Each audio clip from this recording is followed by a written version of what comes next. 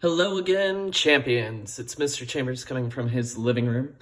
And today, before I get into my math and science videos, I wanted to start a series in which I read through one of my favorite books meant for the 3rd through 5th grade generation. This is a book called Powerless by Matthew Cody. It came out a few years ago. I picked it up at a book fair. And so I'm going to be reading through 1 or 2 chapters for each of these videos and asking you a question about what happened in the reading. I know this isn't one of our required books or anything, but I figured, hey, it'd be nice to read out loud to you and get some feedback trying out our YouTube channel so that you can interact and share. So, if comments are available, I'm still not sure how this all works. I'd like you to write in the comments below who the characters of the story are and what the setting is. So, I'm going to start reading the prologue and chapter 1 of Powerless by Matthew Cody.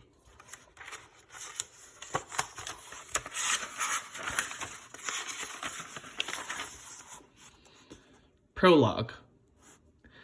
The wind howled in Michael's ears. He would be picking bugs out of his hair for days, but he didn't care.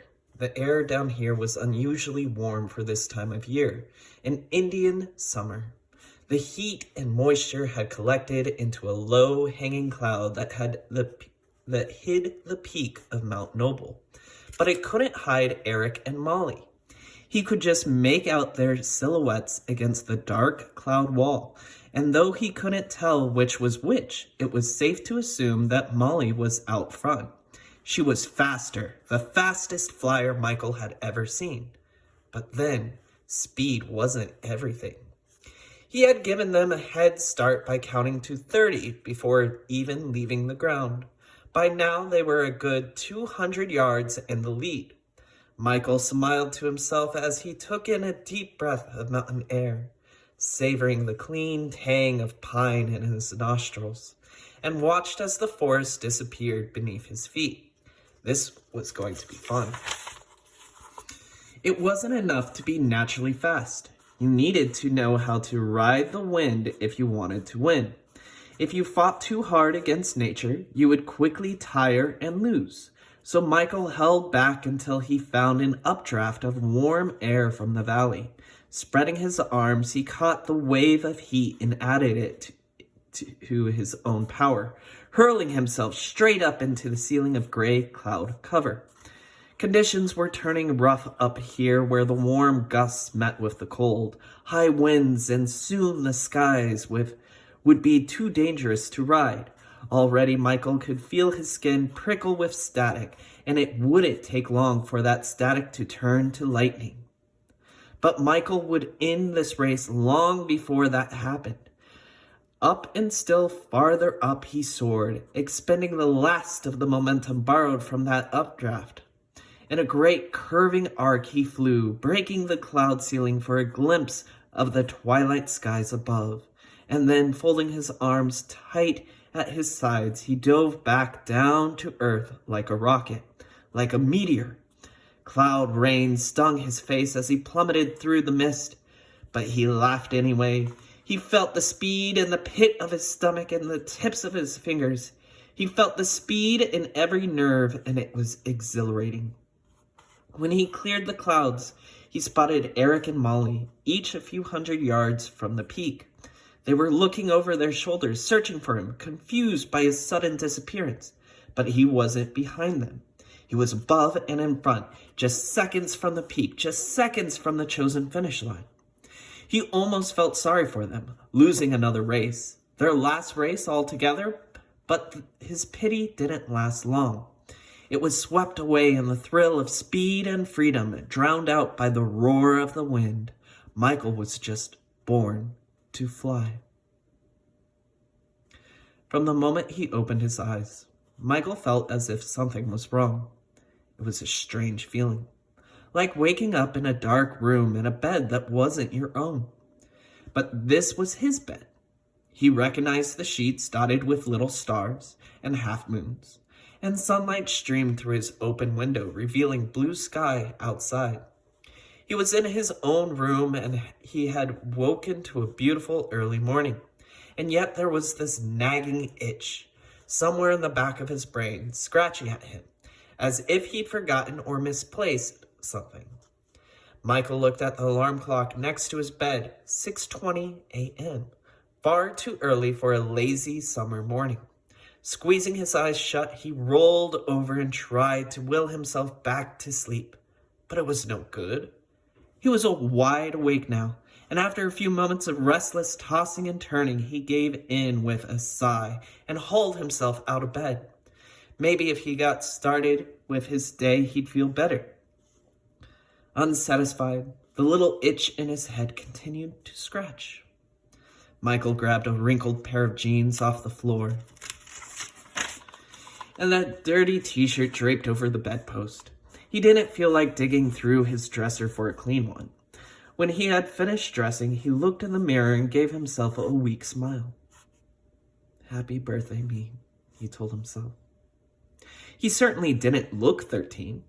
At least he didn't look the way he'd always pictured himself looking at such an important age. He'd always pictured that 13 him as a tall, more grown-up, maybe even with a muscle or two. But the boy in the mirror looked just as short and just as skinny. He looked, 12. As he frowned at the mirror, he noticed something odd, something in the reflection that shouldn't be there. Once again, he was in a room that he didn't quite recognize. It was something about the walls. When he turned around, he saw them everywhere. Drawings. They were taped to the wall above the bed, on the closet door, even stuck to the window. Everywhere he looked were more drawings. He must have been half blind not to have noticed them before. Leaning in close, he studied one. It was an ink sketch of a boy floating in a cloudy sky. Across the top in bold magic marker were the words, "You can fly." As he took a step back, he realized that they were all pictures of the same thing, repeated over and over again. The boy soaring above the rooftops or over the mountains or through the clouds. It was a little frightening, though he couldn't remember drawing them. They looked like this. They all had the same awkward hands that he could never get right. And each one contained the same message written in his own messy scrawl. You can fly.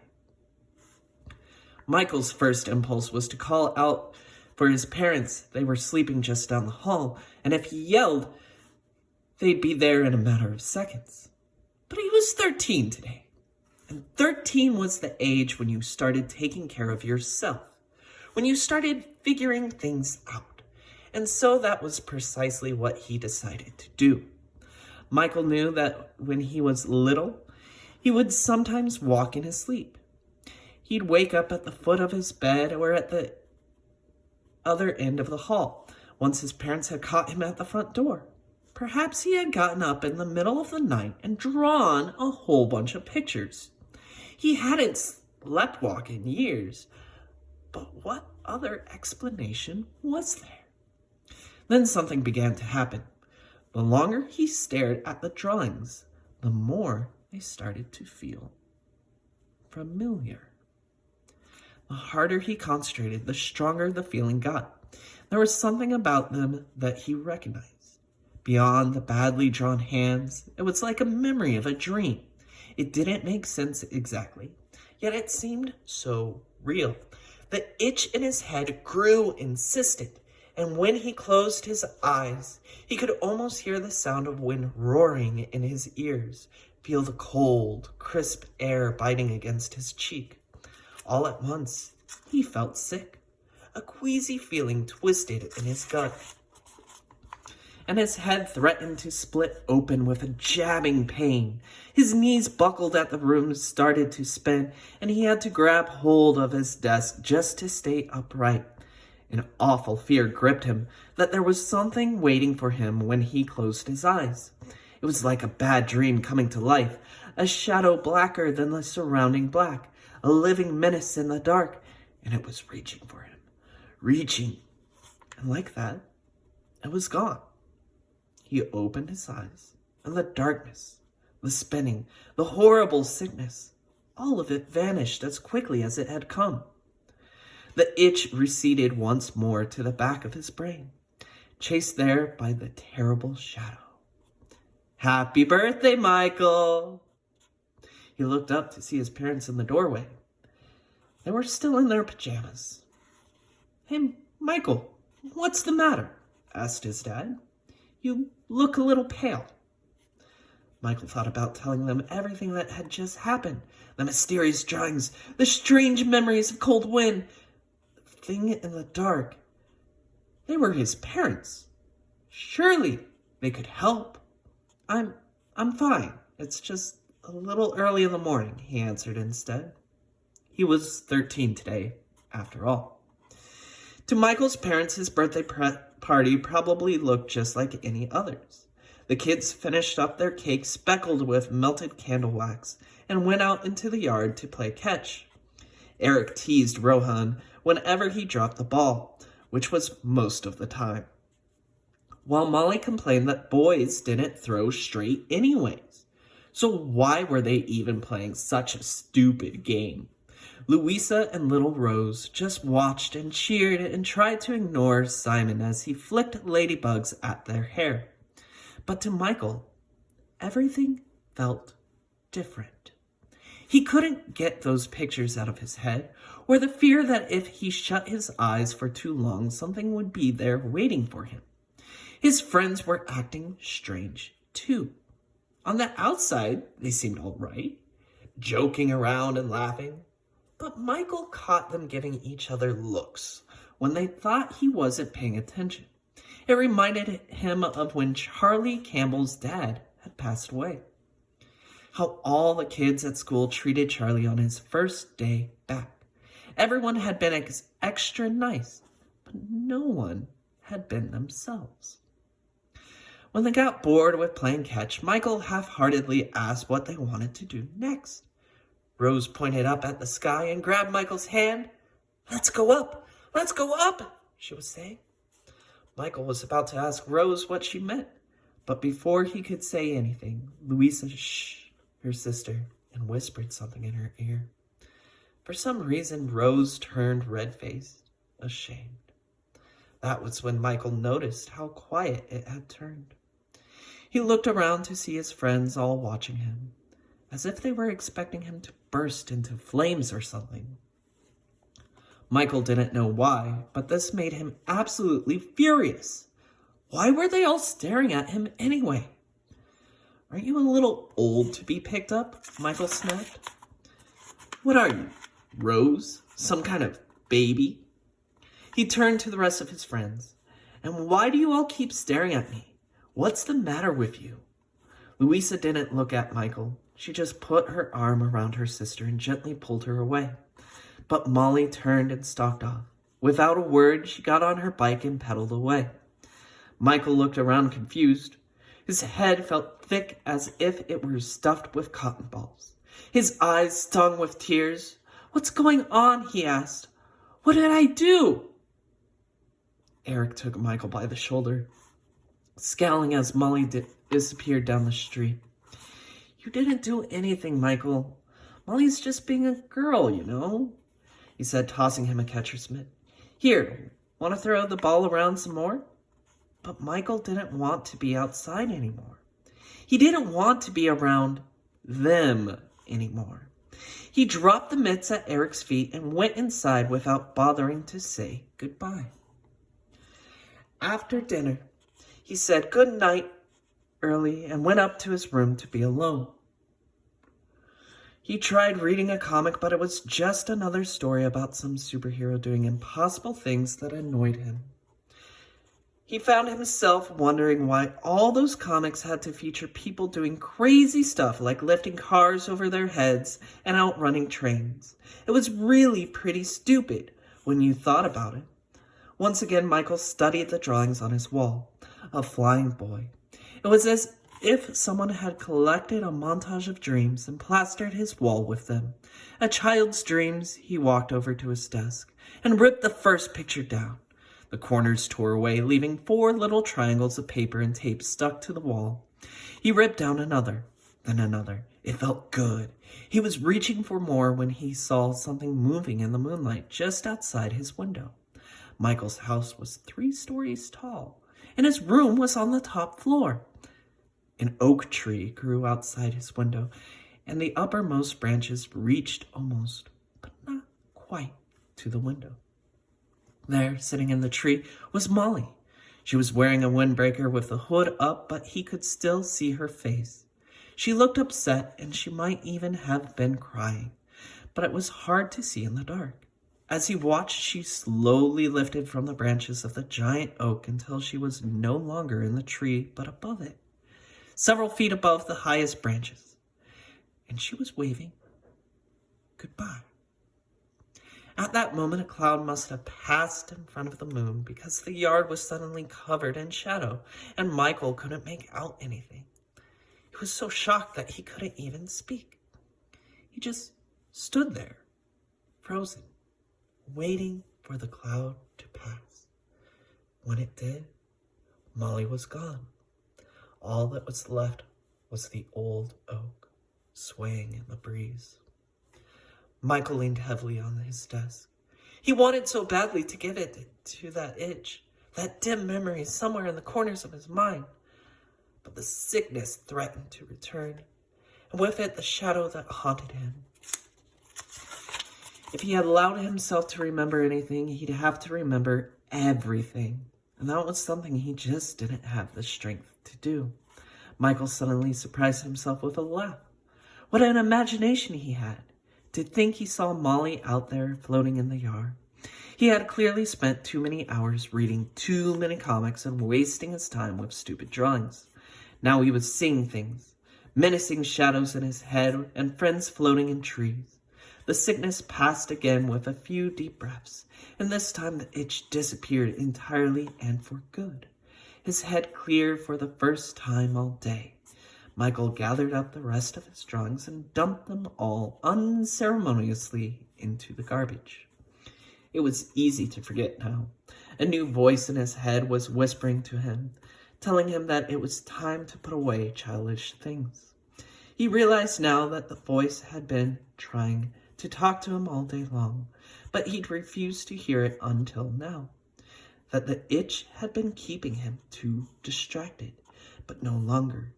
He pulled the shade down so he wouldn't be tempted to look out again at that old oak, and climbed into his bed. He turned out the light, and before long he was fast asleep.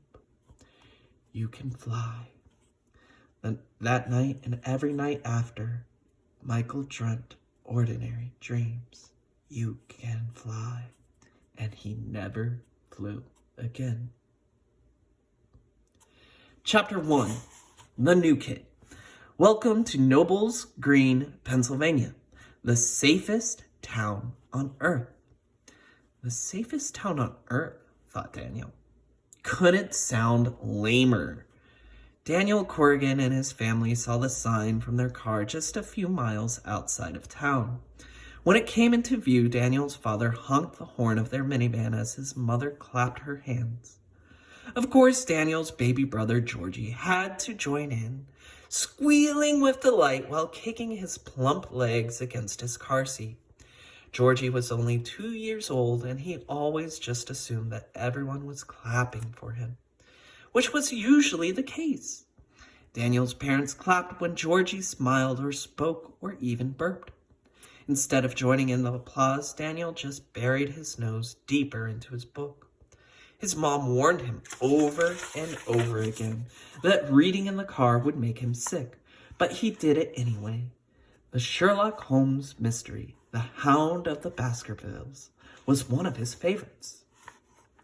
Daniel had a thing for detective stories, and Sherlock Holmes was the best detective ever, period.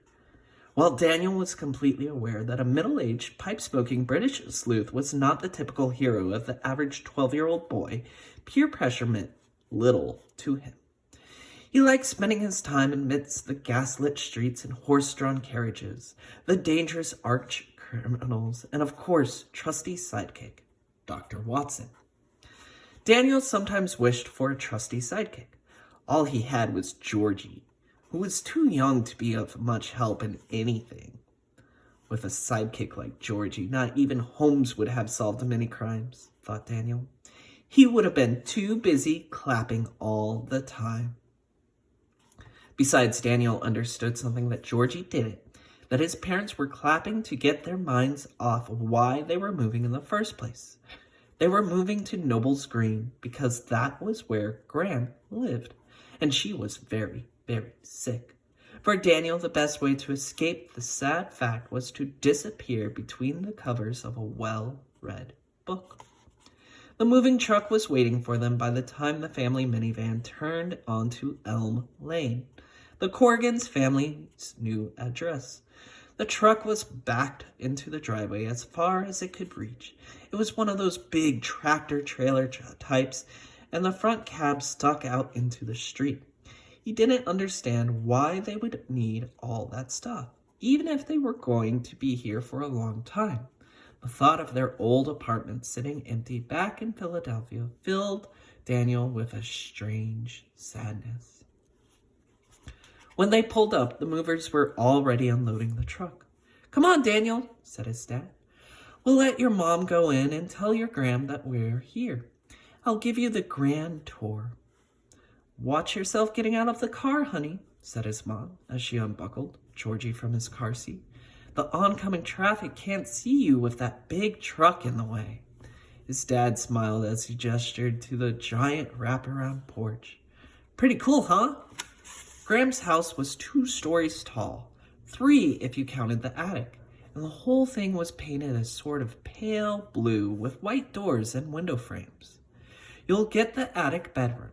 It's got a great view of the mountain, and Georgie will sleep in the one next to ours." Daniel didn't say anything.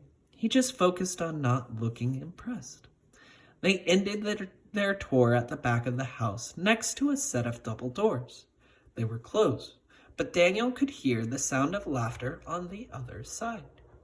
Daniel's father knocked very gently, and a small voice answered from the other side. "Come on in." His father put his hand on Daniel's shoulder and gave him a reassuring squeeze, then opened the door. The master bedroom was bright and airy, floor to ceiling. Windows covered 2 of the walls, and the light filtered down through the trees, shining in beams along the dark wood floor. A large 4-poster bed sat in the middle, and there was a soft sofa against one of the windows. Daniel's mother was holding Georgie in her lap, while a woman in a nurse's uniform perched on a stool reading a magazine, and there, seated on the edge of the bed, was Gran. She looked thinner than he remembered, and her hair seemed wider, even though it had only been a few months since she had last visited them in Philadelphia. A small plastic hose extended from her nostrils to a tank around her waist, but she was smiling. His father leaned down and whispered, "It's okay. Why don't you go and give your grandma a hug?" "I know, I look like something out of a movie, hooked up to all of these contraptions. Robogram," she said. Daniel's initial trepidation melted away when he saw Graham wink in his direction. She might not look as strong as he remembered, but she sounded just like her old self. He walked over and wrapped his arms around her. His Graham used to smell of stale perfume and hairspray, but now she smelled of something he didn't recognize, something medicine-y. Daniel could feel the bones of her ribcage through her shirt.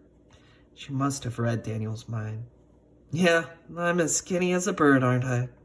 It's the food they've got me on. No one around here understands the healing power of a fat and grease. But together, maybe we can convince them. What do you say to some burgers and fries?" Daniel smiled as she patted his cheek. "You bet," he answered. "Milkshakes? Well, of course. Milkshakes go without saying." They went on like that for a while, with Graham teasing and making Daniel laugh. It wasn't until Georgie started to get restless that Daniel's mother decided to break up the fun. "Daniel, why don't you take your little brother outside for a bit? Let us talk for a while.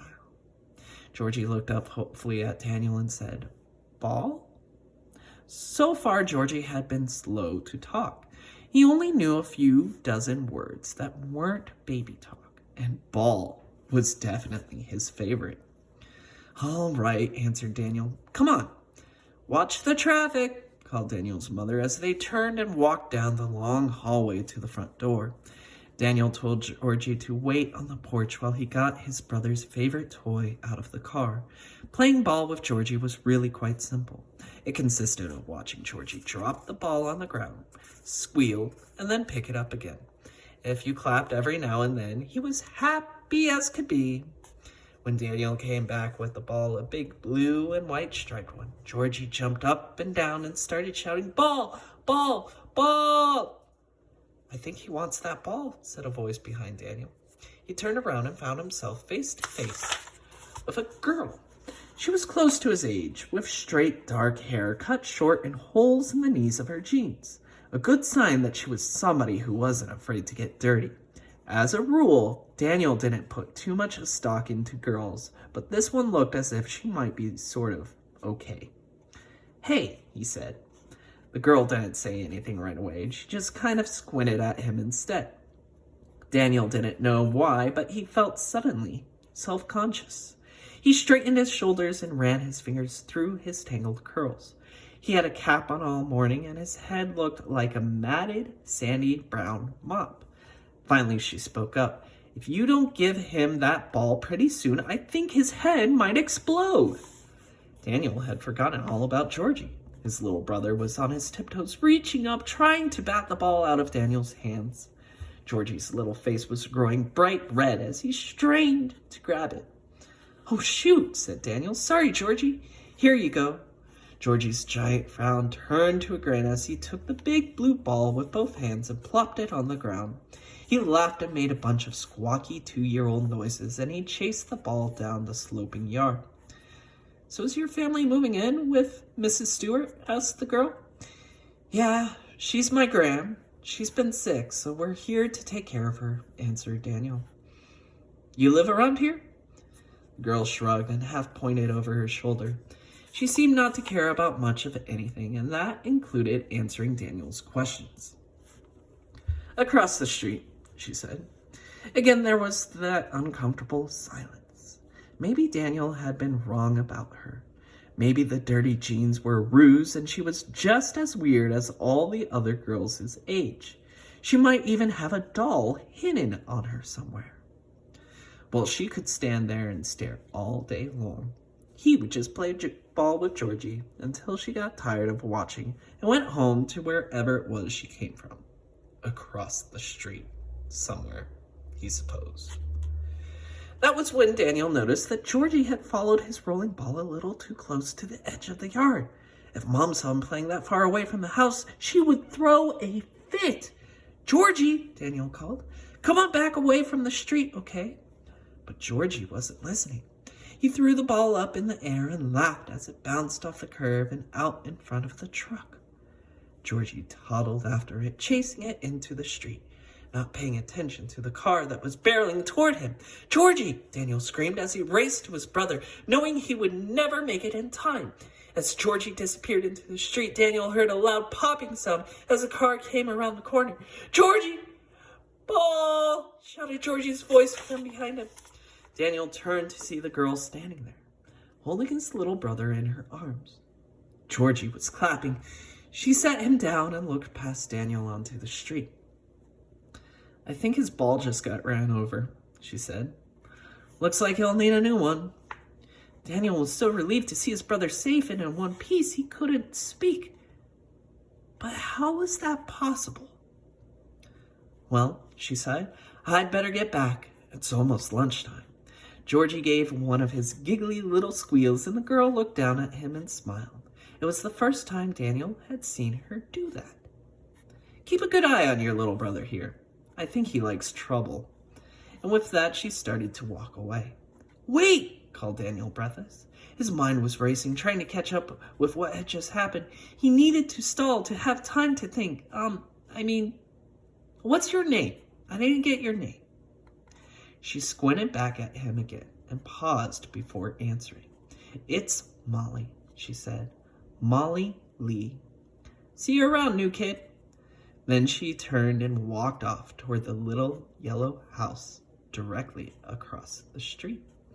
So that will wrap up the prologue in chapter 1. I know this is kind of a long video, but every day we want you to read about 30-45 minutes of a book, or have your parents read to you, or listen to Mr. Chambers or any of your other teachers reading to you, okay? So, as I said, if comments are available on this video, if you can take a moment or two below to write down what is the setting of the story, where does it take place, and who are our characters, who do we know so far in the story, I think that will be a great place to start in diving into this book. I'll follow up with reading chapters 2 and 3 tomorrow, as well as posting a math and science video for today. Hopefully everybody is staying good out there. Please stay posted, and we'll talk to you soon. Bye.